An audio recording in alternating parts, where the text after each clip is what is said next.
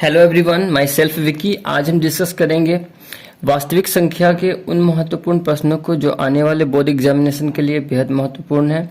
तो आइए इस सेशन में हम एमपीटी गाइड के प्रत्येक क्वेश्चन को सॉल्व करेंगे जो आपके लिए काफ़ी यूजफुल होंगे। तो सबसे पहले हम इसके कुछ कॉन्सेप्ट को देख लेते हैं। जैसा कि यहाँ लिखा है रियल नंबर्स, और रियल नंबर्स के दो टाइप होते हैं। फर्स्ट हो जाएगा रैशनल एंड सेकेंड हो जाएगा इरेशनल। तो आइए सबसे पहले रैशनल को देखते हैं। रैशनल नंबर्स, रैशनल नंबर्स के भी दो टाइप्स होते हैं अगर इनके डेसिमल एक्सपेंशन को देखा जाए तो। डेसिमल एक्सपेंशन के बेसिस पे इन्हें भी दो पार्ट में डिवाइड किया गया है। फर्स्ट हो जाता है जो आप पढ़े होंगे शांत, और दूसरा हो जाता है अशांत। तो ऐसा किस लिए होता है वो हम इस वीडियो में आपको बताएंगे। तो सबसे पहले आप देखेंगे कि शांत वाला जो केस होगा, मतलब ऐसा नंबर जो बिल्कुल एग्जैक्टली क्या हो, डिविजिबल हो। जैसा कि आप एग्जांपल से समझेंगे, 1/, मैंने 5 लिया। अब 1/5 जैसा कि आप जानते हैं कि यह एक रैशनल नंबर है, और रैशनल नंबर जो भी होंगे उन्हें हम p/q के फॉर्म में व्यक्त करेंगे। तो अगर यदि आप इस 5 से यदि आप 1 को डिवाइड देते हैं तो आप बताइए कि 0 पॉइंट यहाँ पे क्या लिख देंगे, 0। 2 टाइम्स में क्या होगा कि ये एग्जैक्टली डिविजिबल होगा। मीन्स क्या कि ये 0.2 टाइम्स में एग्जैक्टली क्या हो जा रहा है, कट जा रहा है। तो जब आपका पूर्णतः विभाजित हो जाएगी कोई संख्या तो आप उन्हें क्या कहेंगे, शांत। यदि कोई संख्या जो पूर्णतः विभाजित नहीं होगी परंतु उसका कंटिन्यूसली क्या होगा, रिपीटेशन होगा, तो आप उन्हें क्या कहेंगे, अशांत। जैसे कि आप एग्जाम्पल के माध्यम से देखेंगे। एग्जाम्पल में हमने लिया 1/3। अब 1/3 को आप लिख सकते हैं क्या, 0.333। इस तरीके से आप कंटिन्यूसली इसको क्या करेंगे, रिपीट करेंगे, तब हम इन्हें क्या कहेंगे, अशांत। जैसा कि आप यहाँ देखेंगे कि यदि हम इस 1 को 3 से डिवाइड देंगे तो आप यहाँ देख रहे हैं कि 3 टाइम्स में क्या हो रहा है कि यहाँ पे 9 लिखेंगे, फिर 1, फिर यहाँ 0 लेंगे, फिर 3 टाइम्स में क्या हो जाएगा, 9, फिर यहाँ 1, फिर 0 लिखेंगे, फिर 3 टाइम्स में क्या हो जाएगा, 9। तो आप देख रहे हैं कि इस तरह से ये संख्या कट नहीं रहा है किंतु क्या हो रहा है, रिपीट हो रहा है। और ये आफ्टर जो डिजिट है 3, इसी का कंटिन्यूसली क्या हो रहा है, तो रिपीटेशन हो रहा है। तो हम इसे क्या कहेंगे, अशांत। क्लियर है यहाँ तक। आइए दूसरा इसका कॉन्सेप्ट समझते हैं कि जो रियल नंबर्स के फर्स्ट पार्ट को हमने समझा, अब जो सेकेंड पार्ट होगा उसको कहते हैं इरेशनल। इरेशनल नंबर, ये अपरिमेय संख्याएं होंगे।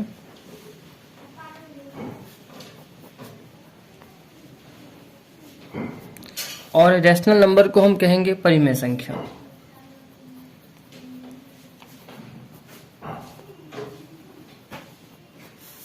तो आइए, जो भी इरेशनल नंबर्स होंगे मीन्स अपरिमेय संख्या, इन्हें हम p/q के फॉर्म में नहीं लिख सकते हैं। तो फिर किस फॉर्म में लिखेंगे, तो आइए यहाँ समझते हैं। तो सबसे पहले आप इसे लिखेंगे रूट के फॉर्म में। तो √2 हो गया, √3 हो गया, √5 हो गया। तो आप देख रहे होंगे कि रूट फॉर्म में भी जो रूट के अंदर जो डिजिट लिया गया है वे सारे के सारे आपको दिख रहे होंगे कि अभाज्य संख्या है। अभाज्य संख्या मीन्स प्राइम नंबर्स है। तो आप देख रहे हैं जैसा कि रूट के अंदर मैंने कहा कि ये जो भी डिजिट लिए गए हैं ये सारे के सारे क्या हैं, तो प्राइम नंबर्स हैं, मीन्स अभाज्य संख्या हैं। और अभाज्य संख्याएं वे सभी संख्याएं होंगे जिन्हें आप 1 से या स्वयं से विभाजित कर सकते हैं, उन्हें कहेंगे हम प्राइम नंबर यानी कि अभाज्य संख्याएं। तो यहाँ पे क्या है कि एक तो आपका ये सारा फॉर्म क्या बना, अपरिमेय संख्या का, और एक तरफ से हम देखें तो आप इसे non terminating and non recurring का फॉर्म भी दे सकते हैं, जो कि हम आपको यहाँ एग्जांपल से बताएंगे। तो आप यहाँ समझेंगे। यदि आप मान के चलिए कि √2 का वैल्यू लेते हैं, जैसे √2 का वैल्यू आपने लिया यहाँ पे 1.414, और ये जो आफ्टर डेसिमल का जो ये डिजिट है ये जो है ये non terminating and non recurring है। मीन्स क्या कि यह न तो कभी कटेगा और न ही कभी इसका रिपीटेशन होगा। जैसे कि आप यहाँ 1 पॉइंट आप लेते हैं 41, इसके बाद आप 4 1 1 ले लेते हैं, फिर अगेन आप 4 1 1 1 ले लेते हैं। तो आप देख पा रहे हैं कि आफ्टर डेसिमल यहाँ 4 1 लिए, अगेन क्या ले लिए 4 1 1। मीन्स क्या कि अगर ये रिपीटेशन वाला केस होता तो हम 4 1 अगेन 4 1 लेते हैं, फिर 4 1 लेते हैं। तो इस तरह से हम इसको रिपीट करते हैं। बट ये क्या हो गया कि 4 1 के बाद क्या हुआ कि 4 1 1 हो गया, फिर अगेन क्या हुआ 4 1 1 1 हो गया। मीन्स यह जो संख्या है यह ना तो कभी कट रहा है और न ही ये रिपीट हो रहा है। तो हम इसे क्या कहेंगे, इरेशनल नंबर यानी कि अपरिमेय संख्या। क्लियर है। चलिए इसके आगे अब हम आपको एक एक क्वेश्चंस को सॉल्व करके बताएंगे और आप उन्हें समझेंगे।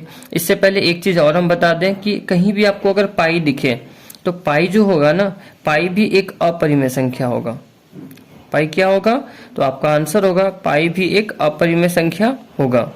अब पाई अपरिमेय संख्या होगा तो आपको कहीं कहीं मिलता क्या है कि पाई का वैल्यू 3.14। तो आप जान लीजिए कि 3.14 जो है ये पाई का क्या है, अप्रोक्सीमेट वैल्यू है। ये पाई का क्या है, तो अप्रोक्सीमेट वैल्यू है। और अप्रोक्सीमेट वैल्यू जो होता है ये लगभग में होता है। इसलिए यदि आपको कहीं पाई का वैल्यू मिल जाए तो आप इसे क्या कहेंगे, परिमेय। क्लियर है। बट आपको कहीं पे पाई दिख जाए तो आप इसे क्या कहेंगे, अपरिमेय। चलिए इसके आगे तो आप देखिए कि यहाँ पाई का जो वैल्यू लिया गया है वो अप्रोक्सीमेट में है, तब हम इसे क्या कहते हैं, परिमेय। ठीक है। चलिए आइए देखते हैं। फिर इसी तरीके से यदि आपको कहीं पे दिख जाए पाई का वैल्यू 22/7, तो आप ये देख रहे हैं कि इससे भी क्या किया गया है, p/q के फॉर्म में व्यक्त किया गया है। तो यह भी क्या होगा, परिमेय संख्या होगा, क्योंकि ये भी वैल्यू जो लिया गया है ये भी अप्रोक्सीमेट में लिया गया है। तो हम कह सकते हैं कि पाई का कहीं भी अगर आपको वैल्यू मिल जाए, जैसे 3.14 या फिर 22/7, तो आप इसे क्या कहोगे, आप इसे कहोगे परिमेय। किंतु कहीं पे आपको अगर यदि पाई दिख जाए तो आप उसे क्या कहोगे, अपरिमेय।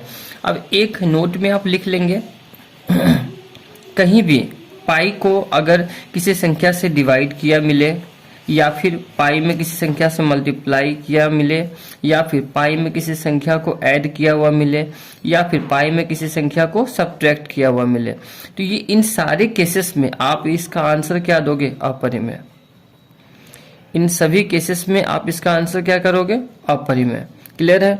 तो इतना अगर कॉन्सेप्ट आपको समझ में आ रहा है तो आइए क्वेश्चंस को सॉल्व करते हैं और एक एक क्वेश्चंस को सॉल्व करके आपको बताएंगे ताकि आपका जो भी कंफ्यूजन है वो क्लियर होगा।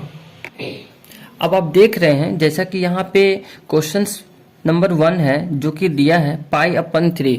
तो मैंने आपको अभी अभी यहाँ समझाया, यहाँ पे एक्सप्लेन किया कि π/2 है। मीन्स मैंने क्या लिया, इसको ध्यान दीजिएगा, यहाँ π/2 है तो मैंने इसे क्या लिखा, अपरिमेय संख्या। मतलब आपको पाई में किसी भी संख्या से डिवाइड मिले, मल्टीप्लाई मिले, ऐड किया हुआ मिले या फिर सब्ट्रैक्ट किया हुआ, तो आप उसका आंसर क्या करोगे, अपरिमेय। तो आप देख रहे हैं कि यहाँ आपके क्वेश्चंस में दे रखा है कि π/3, तो आप इसे क्या करोगे, आप इसे अपरिमेय संख्या टिक करोगे। क्लियर है। आइए सेकेंड नंबर क्वेश्चन को देखते हैं कि 144 के अभाज्य गुणनखंड में 2 घातांक है। मीन्स क्या कि आप 144 का पहले अभाज्य गुणनखंड निकालोगे। तो आइए यहाँ पे आपको निकाल के हम दिखाते हैं।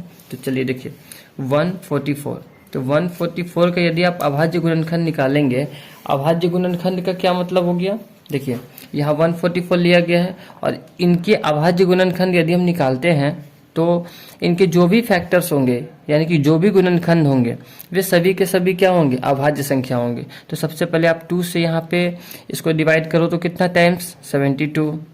अगेन 2 से आप इसको डिवाइड करोगे तो कितना टाइम्स, 36। अगेन आप 2 से इसको डिवाइड करोगे 18 टाइम्स। अगेन आप इसको 2 से डिवाइड करोगे 9 टाइम्स। अगेन आप इसको 3 से डिवाइड करोगे तो ये 3 टाइम्स में क्या होगा, एग्जैक्टली डिविजिबल हो जाएगा। अब देखो यहाँ पे फिर 3 से ये 1 टाइम्स में पूर्णतः डिविजिबल है। तो हम क्या करेंगे, हम इसे लिख सकते हैं 2 into 2 into 2 into 2 and again 3 into 3। तो आप देख सकते हैं कि 2 का जो घातांक होगा, तो आप देखिए यहाँ पे कि 1 2 3 4, 2 का एक्सपोनेंट कितना हो गया 4 एंड अगेन 3 का एक्सपोनेंट हो गया 2। तो हमें पूछ क्या रहा था, हमें पूछ रहा था हमसे ये पूछ रहा था कि आप बताइए कि 144 के अभाज्य गुणनखंड में 2 का घातांक। तो मैंने 144 के अभाज्य गुणनखंड को यहाँ पे निकाल लिया। अब जो 2 का जो घातांक है वो कितना है यहाँ पे 4।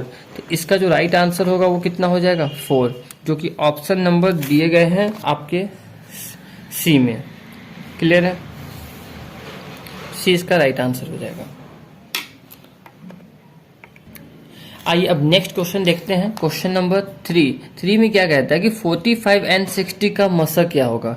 मीन्स आप एचसीएफ निकालना तो जानते ही होंगे, तो आइए इन्हें अभाज्य गुणनखंड के जरिए एचसीएफ फाइंड करते हैं।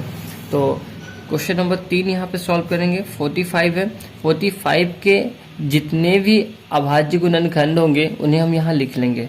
तो आप बताइए 3 जा क्या होता है 9, 9 5 जा 45 एंड अगेन क्या था 60 के अगर हम अभाज्य गुणनखंड को निकालेंगे तो 2 जा 4, 3 जा 12 और 12 5 जा 60। तो आप देख सकते हैं कि एचसीएफ यानी कि मस निकालने के लिए इम्पोर्टेंट क्या है, तो वैसी संख्या जो दोनों में क्या हो कॉमन हो। तो आप देख सकते हैं कि यहाँ पे 3 है एंड 3 आपके फर्स्ट वाले में भी गिवन है, तो आप देख सकते हैं कि 3 दोनों में कॉमन है। एंड अगेन क्या है कि 5 इसमें गिवन है एंड 5 60 वाले में भी गिवन है।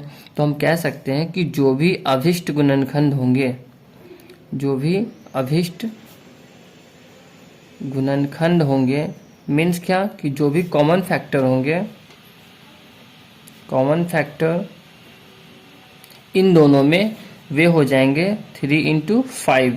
तो इसका आंसर क्या हो जाएगा 15। तो हम कह सकते हैं कि इस 3 नंबर का जो राइट आंसर होगा वो क्या हो जाएगा 15, जो कि आप देख सकते हैं कि ऑप्शन नंबर डी इसके करेक्ट आंसर है। क्लियर है। अब आइए नेक्स्ट क्वेश्चन है आपके क्वेश्चन नंबर 4। क्वेश्चन नंबर 4 में क्या कहता है कि 12/7 एक संख्या है। तो आप बताएंगे कि 12/7 क्या है। ये तो p/q के फॉर्म में लिखा है, तो हम क्या कहेंगे यह एक परिमेय संख्या है। तो इसका आंसर डायरेक्ट हम टिक कर सकते हैं कि यह एक परिमेय संख्या है। क्लियर है। चलिए नेक्स्ट देखते हैं कि 5 नंबर क्वेश्चन कि निम्नलिखित में से कौन अपरिमेय नहीं है। अब मीन्स अपरिमेय नहीं है तो पहले यह चेक कर लें कि कौन कौन इनमें परिमेय है। तो आप देखिए कि पाई है, तो पाई मैंने आपको क्या बताया था कि पाई एक अपरिमेय संख्या है, तो ये तो होगा नहीं। √7 देखिए रूट फॉर्म में तो है बट इसके अंदर आप डिजिट देखेंगे तो यह एक अभाज्य संख्या है। मीन्स क्या कि यह भी एक अपरिमेय संख्या है।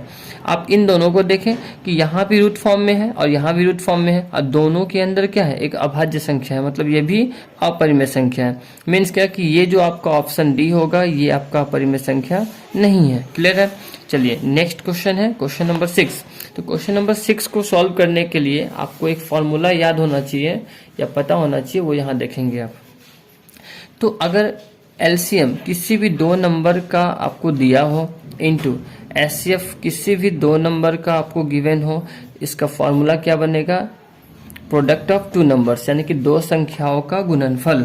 तो आपसे क्या पूछा, आपसे पूछता है कि मसा जो है वो 2 संख्याओं का दिया है इनटू लसा जो है ये भी 2 संख्याओं का आपको गिवन है अपॉन आपको दे रखा है a × b और आपसे पूछ रहा है कि इसका जो है राइट आंसर क्या होगा। तो आप हमें बताएं कि ये आपको मैंने फॉर्मूला लिखाया यहाँ पे।